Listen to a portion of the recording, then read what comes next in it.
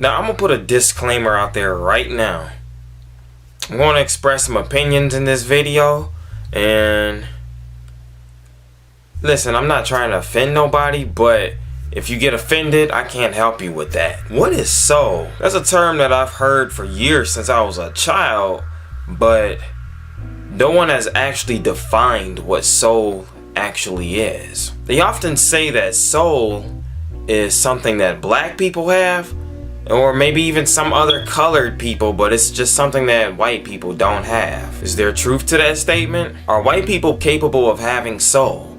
Or are they only capable of mimicking what they see? Kind of similar to the scientists in the science lab who mimic the natural healing properties of herbs with synthetic chemicals that they make in a chemist lab. Basically being able to gain the main idea of a topic, but not really being able to mimic it to a T, like get it fully down packed. Well, in order to discuss this subject, we have to examine some history real quick. We're gonna start with some very brief European history first, and you can research all of this yourself, but during the Dark Ages, Europeans didn't have much of anything except for disease and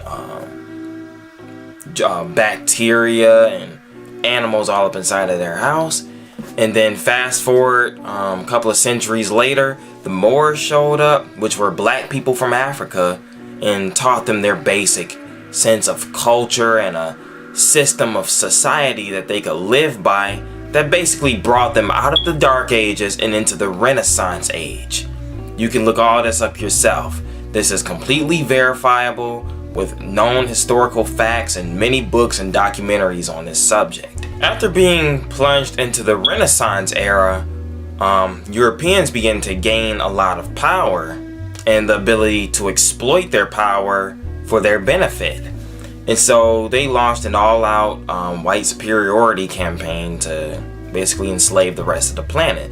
They went through villages, conquering and taking over whole tribes and killing off people and taking on their culturalistic ideas and just doing whatever they wanted, basically.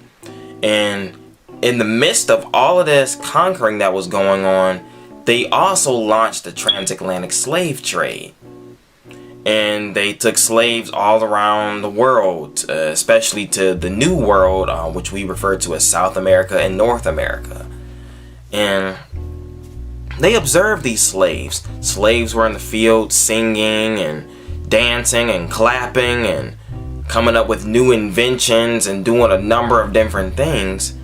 And white people saw these things and they were like, wow, these niggers are sure talented.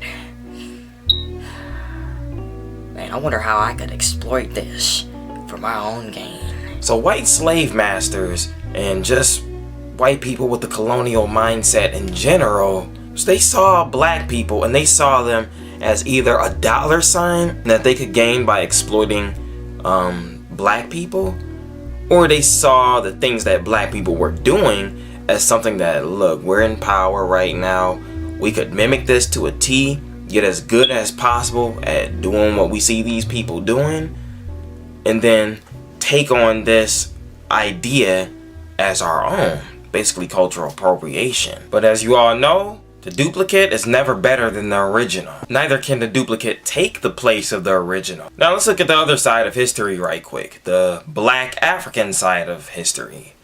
Now you look over there in Africa, since the dawn of time, you see all this creativity, whether it be in the form of dance or in the form of different languages, or whether it be in the form of music or architecture and many different inventions that our people were coming up with for thousands of years over there in Africa. And I'm not just talking about the Igbos or the Ibris, which we refer to as the Hebrews, but I'm talking about even when many of you would refer to as the descendants of Ham. If you look at all the empires of Egypt and the land of Kush and everywhere else in Africa, you see civilizations with advanced knowledge and advanced concepts of society that they lived by in ancient times. And even now to this day, when you look at the tribal people and you see the creativity that these people exhibit, it's beyond any creativity that you just see coming from your average person, especially in the field of art. And then you come over here to America and you look at all the many innovations towards art that black people have come up with since we've been over here, since the dawn of slavery. Let's look at some of the things that we've come up with. Different forms of dance, different styles of music. I mean, you got gospel, you got Negro spirituals, you got jazz music, you got blues, you got funk, you got neo soul, you got smooth jazz, you got fusion jazz, you got you got rhythm and blues, you got hip hop. It's something there that you see in our people that you just don't see anywhere else. So when we talk about the concept of soul, is it the ability to walk around, to talk, to dance, to sing, to play instruments as if you have black in your DNA? Is it just the vibe that emanates from us whenever we do things, period? Is it just a certain style that black people are able to exhibit that others, they can try to mimic, but they just can't do it as good as somebody black? What's funny is I know so many people, black folks, whether it be people that I grew up with or people that I've met while being out and about, or people in my extended family, or just friends of mine who, when talking on the phone, whether it be about business or no matter what it is, it's a recurring theme all throughout the black community that many black people know how to put on a different voice when they're talking professional, in which many people would refer to that as their white voice.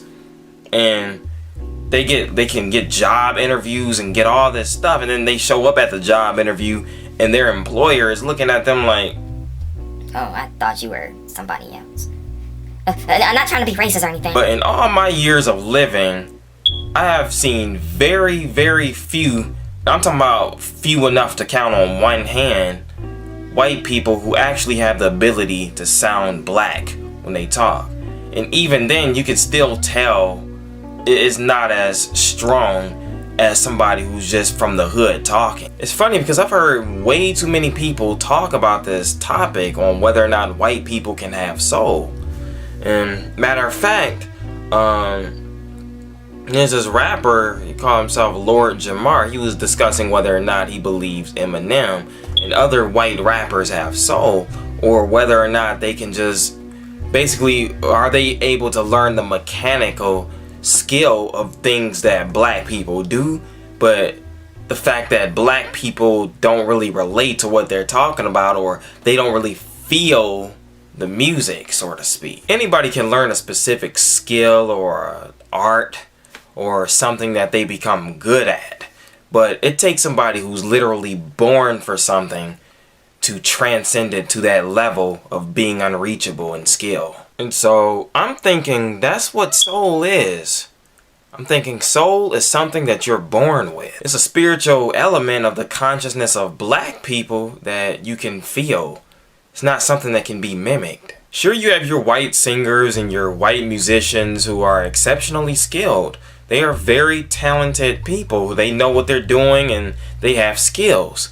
But like I said before, soul is on a completely different dimension. It's something that you're born with.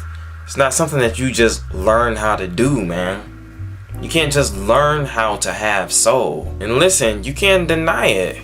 I mean, it's obvious when you look at white people and you look at black people, you can tell that it's something different about the way black people move, sing, and the many different things that we do. That's what soul is. I once heard a wise guy say that soul comes from the fact that, first of all, you have your melanin, which gives us a different connection to the universe than other people who are non-melanated. First of all, and then second of all, you have, especially with us over here in the Americas, the many experiences that we've had, the hardships, the struggle, the turmoil, and the number of things that we've gone through has shaped our personality and shaped the way we sound and the way we talk and the way we sing and the number of things that we do. I mean, think about the Negro spirituals, for instance. The way we sang out there in those fields when we were being whipped across the back and watching our brothers and sisters be tortured and beaten and raped and all the horrible things that happened to us. It gave us a certain sound, especially when we like hit notes and when we sing, almost sounds kind of weepish. Almost sound like we're crying or like it's something sad behind our music. That's where the term blues come from. Like you were feeling kind of sad, the blues. That's where that style of music came from. The many styles of music that we came up with here in the past was our way of coping with the social situation that we were dealing with at the time. So like during the slavery era, we had Negro spirituals, and that's how we coped with the hardships we were facing at that time. And then fast forward to like the Jim Crow era, we had jazz music and gospel music, and that was what we used to cope with the hardships we were going through at that time. Then you get to the 60s and 70s, we're still going through hardships. That's when soul and funk and those kind of styles of music started to come out, and those were our ways of coping with the things we were going through at that time. Then come down to the hip-hop era. You see the hardships and poverty in the black community during that time period. Drugs and violence and gangs and Ronald Reagan putting crack in our communities and all the horrible things that we were going through during that time period. And hip-hop music was black people's way of coping with what they were going through at that time. See, all the trends and things that we've come up with throughout the years are our ways of coping with the oppression that was put upon us. And that's why we have a distinct sound when we do certain things, and that distinct sound cannot be mimicked. So to conclude this video, I'm going to say I don't think white people can have soul.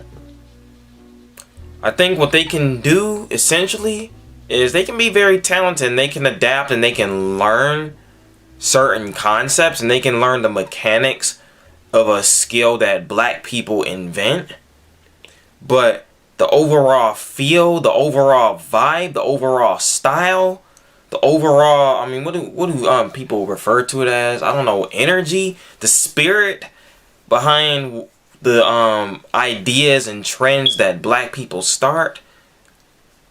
White people can't mimic that. Like I said, that's something that you're born with. You can't learn how to have soul. It's just not something that you can do. You can learn the mechanics of a skill, but you can't learn the energy behind it. Those are my thoughts on whether or not white people can have soul. Subscribe, unsubscribe, like, dislike, comment, and share. And with that, I'll say peace.